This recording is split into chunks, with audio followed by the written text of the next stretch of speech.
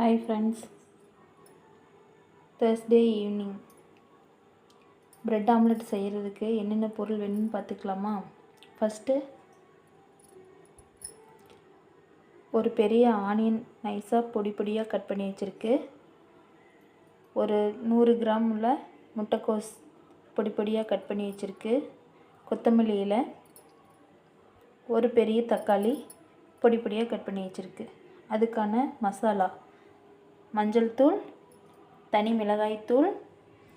மிளகாய்த்தூள் வீட்லேயே அரைச்சது ஃப்ரெண்ட்ஸ். நெக்ஸ்ட்டு வந்து மிளகாத்தூள், பெப்பர் தூள். நெக்ஸ்ட்டு கரம் மசால், அதுக்கு தேவையான சால்ட்டு, அதுக்கு தேவையான ப்ரெட்டு. பார்த்துடலாமா.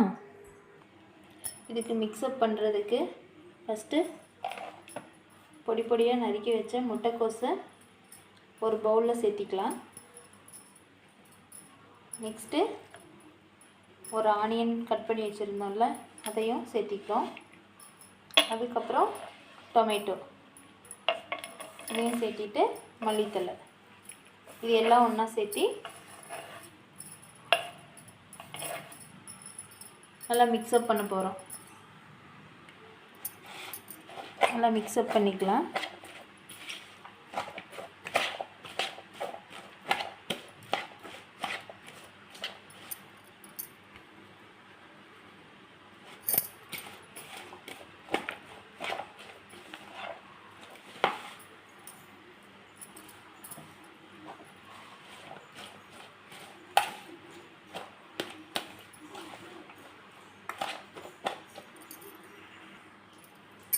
எல்லா வெஜிடபிள்ஸும் மிக்ஸ்அப் பண்ணியாச்சு. நெக்ஸ்ட்டு இது கூட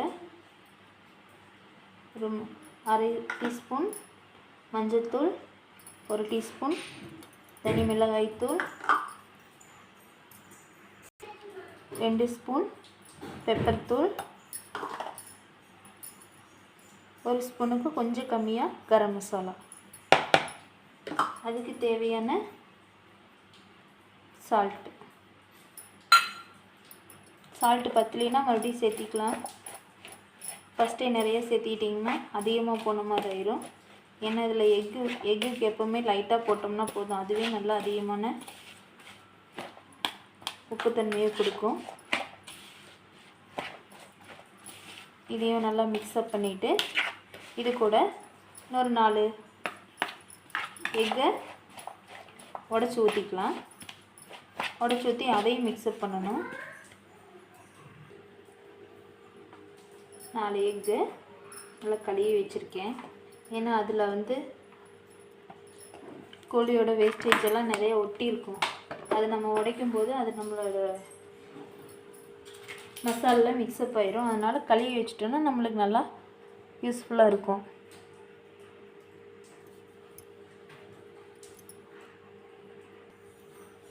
அந்த எக்கு வந்து மெதுவாக ஓடு உள்ள விழுகாமல் முடிச்சுக்கலாம்.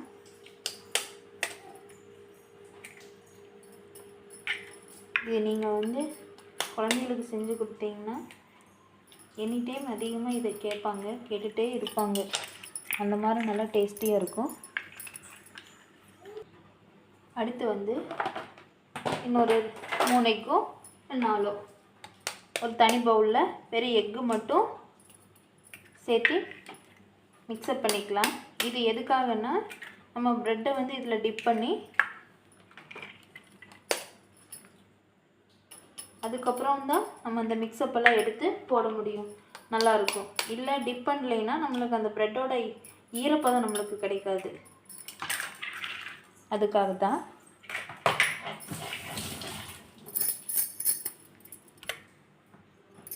இதை நல்லா மிக்ஸ்அப் பண்ணிக்கோங்க. இதில் நம்ம எதுவும் சேர்க்க வேண்டியதில்லை. ஆல்ரெடி நம்ம மசாலா வெஜிடபிள்ஸ் எல்லாம் கலக்கி வச்சுருக்கோம்ல, அதுலேயே நம்மளுக்கு வந்து சால்ட்டு மசாலா எல்லாம் போட்டிருக்கிறதுனால நம்மளுக்கு இதில் எதுவும் தேவையில்லை. ப்ரெட்டில் ஆல்ரெடி ஸ்வீட் இருக்கும். அதனால் நம்மளுக்கு இதில் வந்து டிப் பண்ணி எடுத்து நம்ம தோசைக்கல்லில் போட்டோம்னா போதும். டிப் பண்ணுறதுக்காக மட்டும்தான் இது. ஆல்ரெடி நம்ம அதில் வந்து மிக்ஸ்அப் பண்ணி அதில் வந்து எக்கு சேர்த்திருக்கிறதுனால நம்ம இதில் டிப் பண்ணி எடுத்தோம்னா போதும். நெக்ஸ்ட்டு வந்து நம்ம தோசைக்கல் வந்து சூடு பண்ணிக்கலாம்.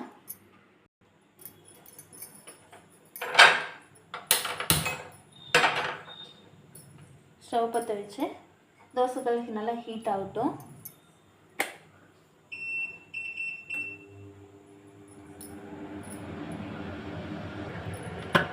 வந்து ஆயில் சேர்த்திக்கலாம். ஆயில் சேர்த்தி இது நல்லா யூஸ்ஃபுல்லாக இருக்கும். நம்மளுக்கு தோசைக்கல்ல நல்லா துடைக்கிறதுக்கு நல்லா யூஸாக இருக்கும்.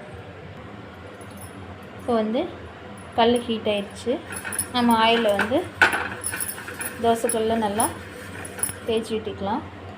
தேய்ச்சி விட்டுட்டு இப்போ வந்து என்ன பண்ணுறோன்னா ப்ரெட்டை எடுத்து நல்லா எக்கில் நம்ம டிப் பண்ணி தோசைக்கல்ல வைக்கணும்.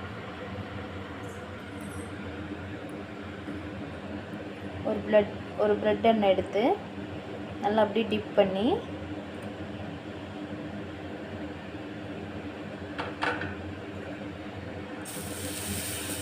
நல்லா வச்சுட்டு நெக்ஸ்ட்டு மசாலும் நல்லா நம்ம இப்படி வச்சுட்டோம்னா மசாலா எடுத்து நம்ம வந்து ப்ரெட்டோடு நல்லா சேர்த்து வச்சுட்டோம்னா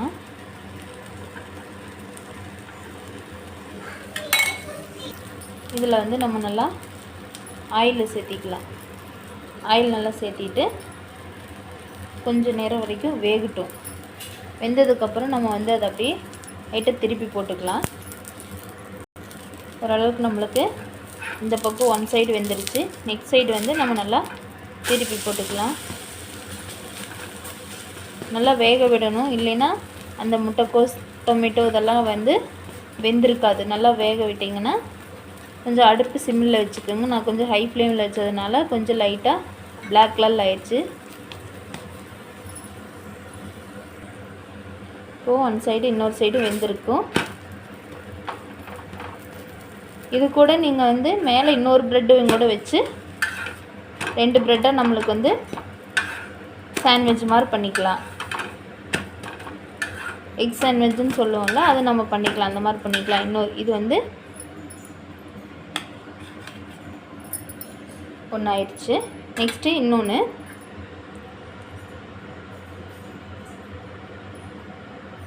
ஆயில் எடுத்து இதே மாதிரி நம்ம இது பண்ணிவிட்டு தோசைக்கல் வந்து இப்போது நெக்ஸ்ட்டு இன்னொரு ப்ரெட் எடுத்துக்கலாம். இன்னொரு ப்ரெட் எடுத்து அதையும் நம்ம வந்து எக்கில் நல்லா டிப் பண்ணிக்கணும்.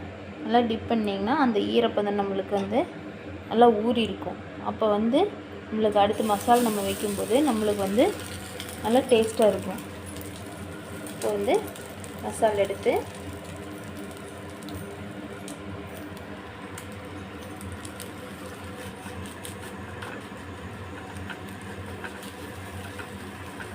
அடுப்பு சிம்மிலே வச்சுக்கோங்க. லாஸ்ட் டைம் நான் வந்து ஹை ஃப்ளேமில் வச்சதுனால கொஞ்சம் தீஞ்சிருச்சு. இல்லை ஏகவும் எல்லா பக்கமும் படுற மாதிரி இலை வந்தாலும் பரவாயில்ல, நம்மளுக்கு அது வந்து இன்னும் டேஸ்ட்டாக தான் இருக்கும்.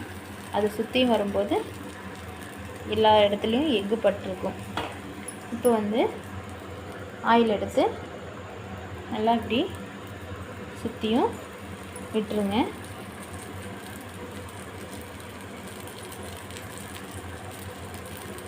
இன்னொரு ப்ரெட்டு நான் மேலே வச்சு உங்களுக்கு காமிக்கிறேன்.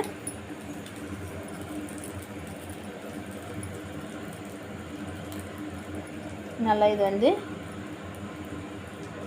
எக் சாண்ட்விச் மாதிரி நல்லா இருக்கும். குழந்தைகளுக்கு நல்லா விரும்பி சாப்பிடுவாங்க. மசாலா எடுத்து நம்ம சுற்றியும் வச்சிட்டோம்னா இப்படி சுற்றியும் வச்சிட்டோம்னா செம்ம டேஸ்ட்டாகவும் நல்லா ஸ்பைசியாகவும் நல்லா இருக்கும். வேகட்டும், கொஞ்ச நேரம் வேகட்டும். நல்லா வேகட்டும். அதுக்குள்ளே நம்ம வந்து சைடில் டீ வச்சுக்கலாம். ஈவினிங் ஸ்நாக்ஸ் செஞ்சாவே நம்மளுக்கு டீ இருந்தால் தான்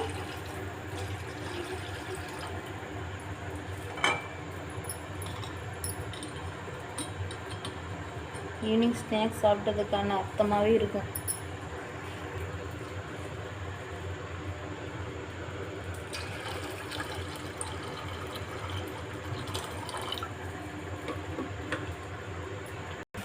நம்மளுக்கு இது வந்து நல்லா ஒன் சைடு நல்லா வெந்துருச்சு.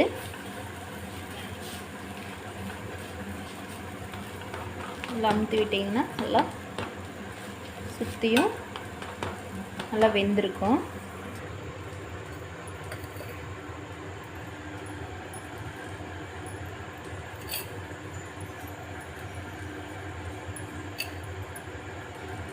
லைட்டாக மழை தூரிகிட்ருக்கு வெளியில். இதுக்கு வந்து நம்மளுக்கு டீயும் ப்ரெட் ஆம்லெட்டும் சாப்பிட்டோன்னா அவ்வளோ சூப்பராக இருக்கும். இப்போது இந்த 2 ப்ரெட்டு வச்சு செஞ்ச ப்ரெட் ஆம்லெட்டும் ரெடி ஆயிடுச்சு. நம்மளுக்கு ஒரு ப்ரெட் வச்சு செஞ்ச இன்னொரு ப்ரெட் ஆம்லெட்டும் ரெடி ஆயிடுச்சு. இது கூட இன்னும் டீ ஆயிடுச்சுன்னா சாப்பிடும்போது அவ்வளோ டேஸ்ட்டாகவும் சூப்பராகவும் இந்த கிளைமேட்டுக்கு ஏற்ற ஸ்நாக்ஸாகவும் நல்லாயிருக்கும். ஓகே ஃப்ரெண்ட்ஸ், பாய். 2 பேரும் எப்படி இருக்கு ஹாசினி?